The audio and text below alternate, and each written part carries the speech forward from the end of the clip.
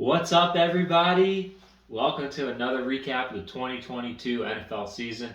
Made it to conference championship weekend. Two games, four teams, right to go to the Super Bowl. Who's going to win? Who's in? Who's going home? Let's just get right into it. We start first game on Sunday, NFC Championship. And what a dud. Absolute dud of a game. I mean, we all saw what happened. Brock Purdy, sixth play of the game, sixth play for the 49ers, first series, dropping back to pass. Hassan Reddick pressuring him, ends up fumbling the ball, but hits him in the elbow and ended up being a UCL injury, which is not great. And Purdy was talking about how he's feeling numbness, feeling just like elbow stretched out, just pain from his elbow to his wrist. He's not able to throw the ball. And that's not what you want as the 49ers. You're in the NFC Championship game with the right to go to the Super Bowl. And granted, he's not your starting QB by default because the other two QBs have already gotten injured earlier in the year. Now he gets injured, so who comes in? Journeyman Josh Johnson. And while I think we can kind of, you all know what happened. Played like crap, but that's not really his fault. He never thought he was going to be in a position like this, and it sucks, you know. I feel for the 49ers. This one ended up being a blowout. Eagles didn't necessarily play their best game, but they didn't have to. They just had to steady the course. I mean, not a big game for Hurts throwing, but I mean, rushing. He had a rushing TD. Miles Sanders had two rushing TDs. And Boston Scott showing everyone he can score on a team other than the Giants. He had another rushing TD. And, I mean, this game was over by halftime. I had the Eagles winning this game, but it's just disappointing to see because you want good games this late in the season. You want competitive games that are going to go down to the wire, not ones that are over, pretty much in the first quarter. But I mean, Eagles were the most complete team. Like I said, I picked them to win the game. I think they were going to win regardless. But as a football fan, I would have liked to see a more competitive, close game. And George Kittle said it best. He was asked at the game, how does he feel? Opportunity to go to the Super Bowl, losing the NFC Championship without a quarterback. Feels pretty shitty. And it does. I mean, that's kind of, I feel like that's the 49ers. That's just how they've always been. They're just always a quarterback away. Whether it was Alex Smith potentially being a bust but being revived under Harbaugh, and then Kaepernick, he had some good years. They went to the Super Bowl, they lost, and he kind of dwindled away. We all know what happened with him. And then obviously Garoppolo was traded to San Francisco, signed the deal, made the Super Bowl, lost, probably could have won that Super Bowl, made a couple other championship games. And I just feel like that's just the piece for the 49ers that's going to take them over the top. And honestly, if I'm them, and everyone saying like, oh, have Purdy and Lance, who's come back from an injury, battle it out in the preseason and see who wins the job. If I'm Kyle Shanahan and John Lynch, GM, I'm saying fuck that. Go after Brady.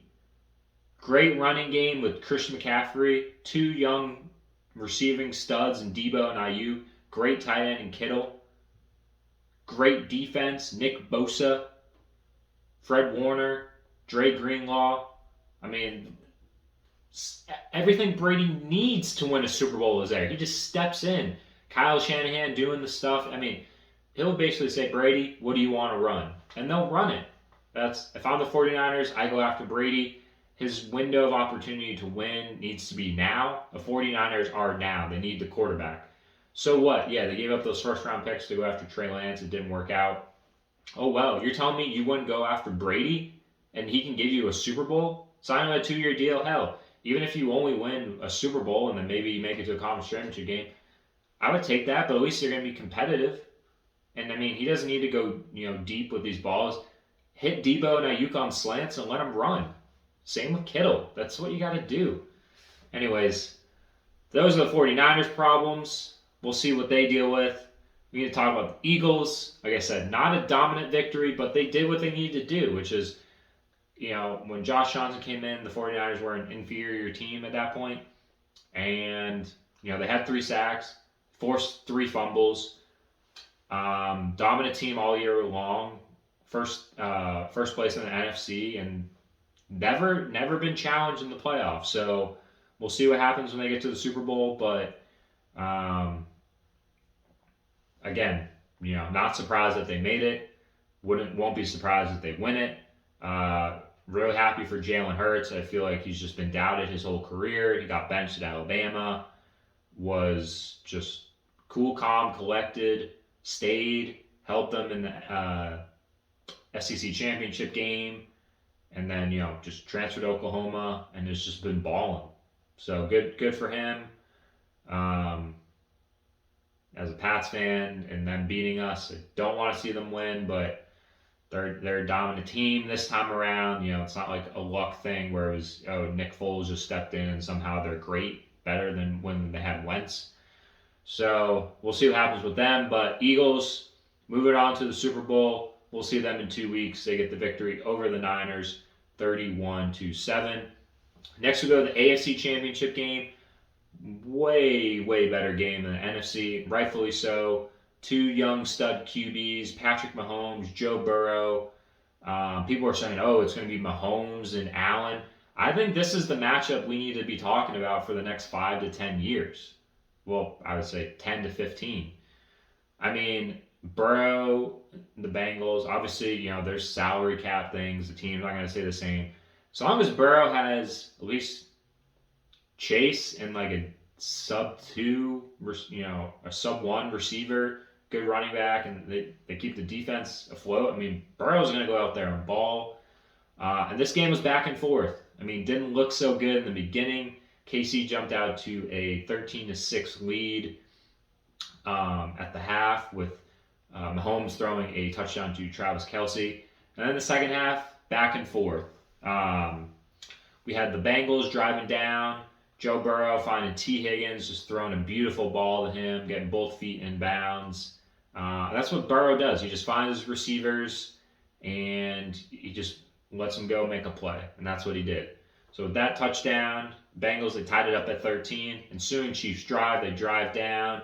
Marquez Valdes-Scantling, former Packers receiver, hadn't done a whole lot this year with the Chiefs, but he had himself a game. Six catches, 116 yards, and a touchdown, which he scored on this drive. Chiefs go up 20-13.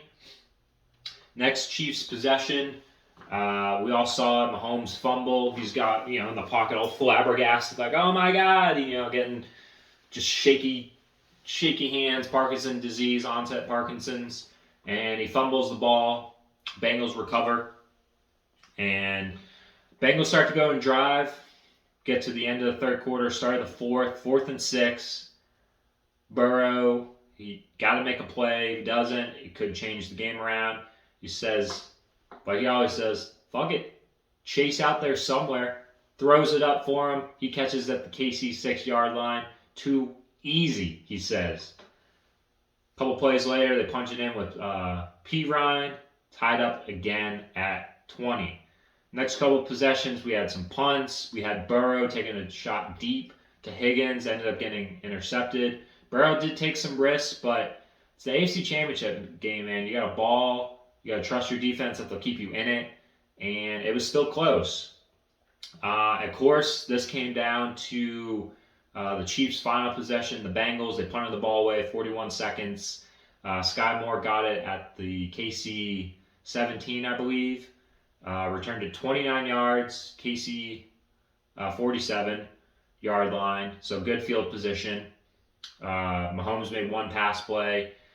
Then the play that decided it all. Mahomes, bad ankle, didn't really scramble outside the pocket that much. Takes off and runs, trying to get the first down. Joseph Osai, Bengals rookie defensive tackle, goes to chase after him. Can't stop his momentum. Mahomes goes out of bounds. Osai pushes him, which is unsportsmanlike conduct penalty, 15 yards, and allows the Chiefs to kick a game-winning 45-yard field goal with Harrison Butker Could have been probably a 50-something yarder if the penalty didn't happen.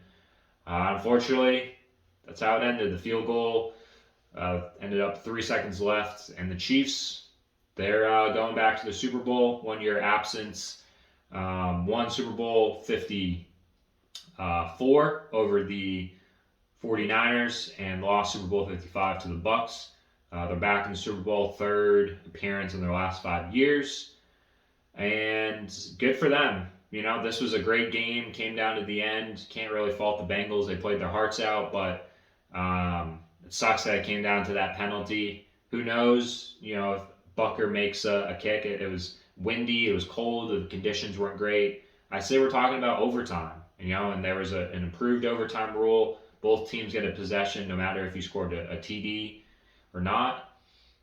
So overall, you know, as a football fan, it's a great game. I'm happy, you know, it worked out, but I will say Kansas City wasn't looking for them to win. I wanted Burrow to get in the Super Bowl again and win.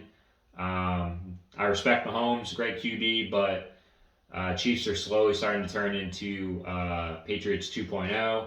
And as a Patriots fan, just don't want to see that happen. Sorry, guys. Just nope. Nope, Chiefs. Not allowing it. Man. Well, Burrow, you guys played tough. A couple of decisions to make on some free agents this year, but I think the Bengals will be back next year.